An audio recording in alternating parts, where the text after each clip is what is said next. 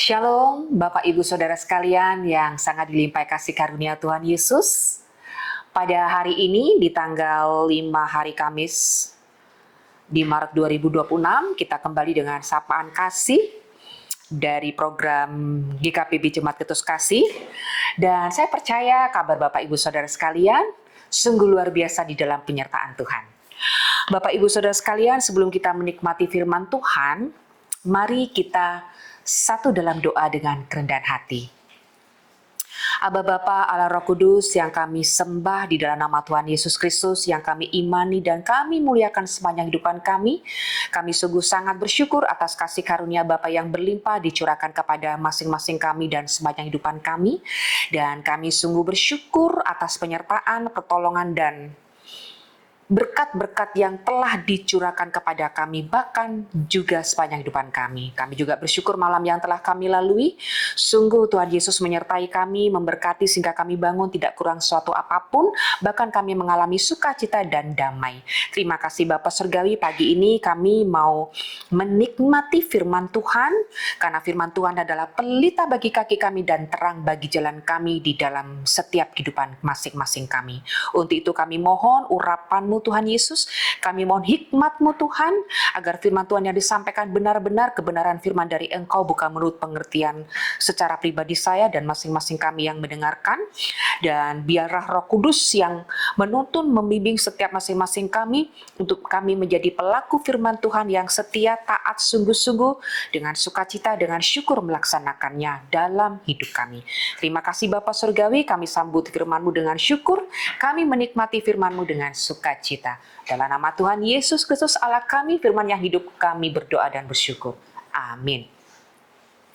Bapak Ibu Saudara sekalian, firman Tuhan terambil dari Perjanjian Lama, Yesaya 48:13 ayat 13 yang berbunyi, "Tanganku juga meletakkan dasar bumi dan tangan kananku membentangkan langit.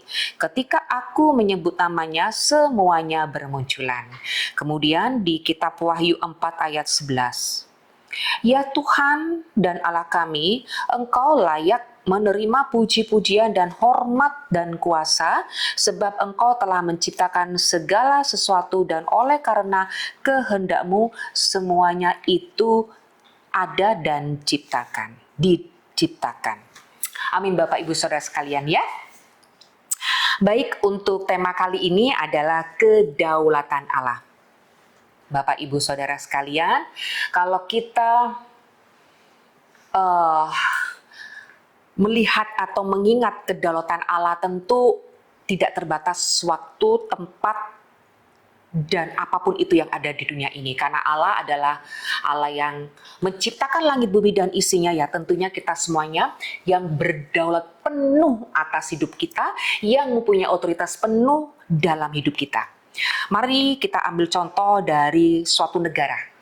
Negara yang dipimpin oleh presiden, raja, atau perdana menteri mempunyai kedaulatan penuh atas negaranya. Seorang presiden, raja, atau perdana menteri memerintahkan bawahannya untuk melakukan tugas-tugasnya di dalam kenegaraan. Tentunya sama, tetapi beda untuk secara konsepnya. Kalau presiden atau pemimpin negara itu adalah mempunyai dibatasi ruang, batas, dan waktu tentunya. Tetapi kalau Allah kita, Allah dahsyat, Allah ajaib, tidak ada dibatasi dengan waktu dan tempat. Karena Allah yang menciptakan langit, bumi, dan isinya, yang sungguh sangat mengasihi kita semuanya, yang tentunya senantiasa memperhatikan kehidupan kita dari A sampai Z, ibaratnya seperti itu. Untuk itu Bapak Ibu Saudara sekalian, dikatakan di dalam Yesaya nubuatannya bahwa waktu itu bangsa Israel dijajah oleh Babel. Kemudian Kores itu bukan dari bangsa Israel, dipakai Tuhan. Yang bukan dari bangsa Israel dipakai Tuhan untuk mengatakan atau untuk memberikan sesuatu kepada bangsa Israel, atau memberikan dalam artian memenangkan untuk bangsa Israel. Disinilah kuasa Allah, walaupun dia belum di dalam Tuhan, yang tidak percaya Tuhan, dia dipakai. Allah bisa memakai siapapun untuk menyatakan kekuasaannya. Nah, kedua, bedanya lagi kalau Allah memberikan kedaulatan kepada kita semuanya adalah Allah yang betul-betul sangat mengasihi kita. Allah yang berdaulat, yang mempunyai langit dan bumi dan isinya ini, mempunyai rasa kasih yang luar biasa kepada kita. Beda kalau secara duniawi, bahwa manusia itu tentu ada pamrihnya, tetapi Allah kita, Allah yang bukan sewenang-wenang atau semena-mena. Allah kita memberikan kasihnya yang luar biasa kepada kita. Itulah kedaulatan Allah yang diberikan kepada kita, sungguh luar biasa. Untuk itu kita harus menghargai, menghormati kedaulatan Allah yang diberikan kepada kita, di mana kita juga diberikan kuasa, otoritas, seperti dikatakan Lukas 10 ayat 19. Kita diberikan kuasa untuk menginjak ular dan kalajengking. Kemudian di Kejadian 1 ayat 26, kita diberikan kuasa untuk burung-burung di udara dan ikan-ikan yang di laut. Itulah kedaulatan Allah yang luar biasa. Justru kedaulatan Allah yang diberikan kepada kita, memberikan kasihnya sepenuhnya kepada kita, untuk kita juga diberikan otoritas penuh oleh Allah atas dunia ini. Maka dari itu, di sini refleksinya di Yesaya 48, yaitu perikopnya Tuhan menebus Israel, dan pada saat perjanjian baru, Yesus, yaitu putra Allah yang tunggal, menebus kita. Nah, itu adalah refleksinya ya Bapak Ibu, kita harus ingat, dan kita harus mengingat selalu bagaimana karya Allah di dalam Yesus Kristus, di dalam salibnya kita diselamatkan. Kemudian dikatakan juga di Wahyu 22 ayat 13, aku adalah Alfa dan Omega, yang pertama dan yang terkemudian, yang awal dan yang akhir.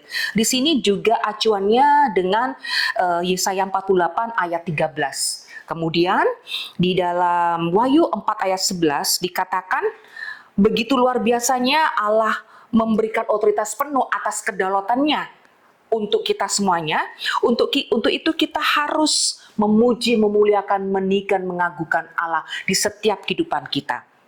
Dikatakan, ya Tuhan dan Allah kami, Engkau layak menerima puji-pujian dan hormat dan kuasa, sebab Engkau telah menciptakan segala sesuatu, dan oleh karena kehendak-Mu semuanya itu ada dan diciptakan. Nah Bapak Ibu, respon kita yang pertama adalah bagaimana kita menghormati kedaulatan Allah, percaya dan berserah atas kuasa Allah sepenuhnya di dalam hidup kita. Allah yang telah memegang tangan kita, jangan kita lepaskan. Kita hanya percaya, berserah, mengandalkan Allah saja, memberikan otoritas penuh Allah bekerja atas kehidupan kita. Dan kita juga senantiasa mengingat janji-janji Allah, dan pengharapan Allah itu adalah sempurna. Semua hanya untuk kita, semua hanya untuk Allah memberikan kita keinginannya. Allah adalah hidup damai, sejahtera, dan sukacita. Kemudian yang kedua, respon kedaulatan Allah kepada kita, yaitu selalu bersyukur, karena kita menyadari bahwa tanpa Allah kita tidak bisa apa-apa dan bukan siapa-siapa.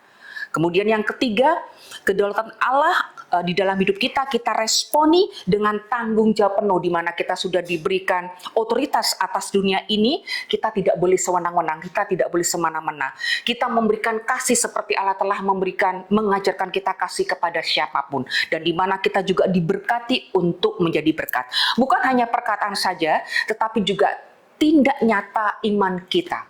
Biasanya kan orang hanya bisa berbicara dari mulut, tapi Allah tidak menginginkan seperti itu. Di mana Allah berdaulat atas hidup kita, juga memberikan otoritas kepada kita penuh untuk kita hidup diberkati, menjadi berkat. Dan jangan lupa Bapak Ibu Saudara sekalian, yang terakhir, kita senantiasa memuji, memuliakan, meninggikan, mengagungkan Allah kita dalam keadaan apapun itu, entah itu dalam keadaan suka ataupun duka kita mengalami pergumulan, khususnya kalau kita mengalami sakit contohnya. Dalam keadaan apapun Bapak Ibu, kita tetap bersyukur bahwa tanpa Allah kita tentunya, pertolongan Allah yang sempurna ini, kita tentunya tidak bisa apa-apa. Untuk itu kita hanya berserah, mempunyai harapan penuh hanya kepada Allah satu-satunya yang berdaulat atas hidup kita.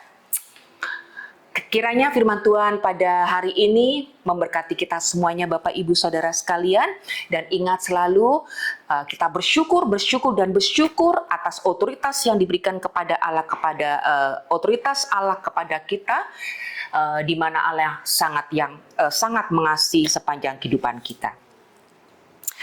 Mari kita imani untuk firman Tuhan yang telah kita dengarkan bersama, khususnya kepada saya sendiri di PBA 181.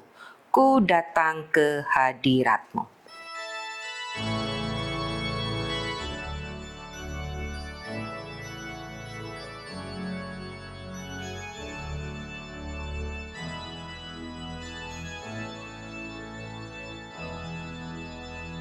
Ku datang ke hadirat-Mu membawa pujian.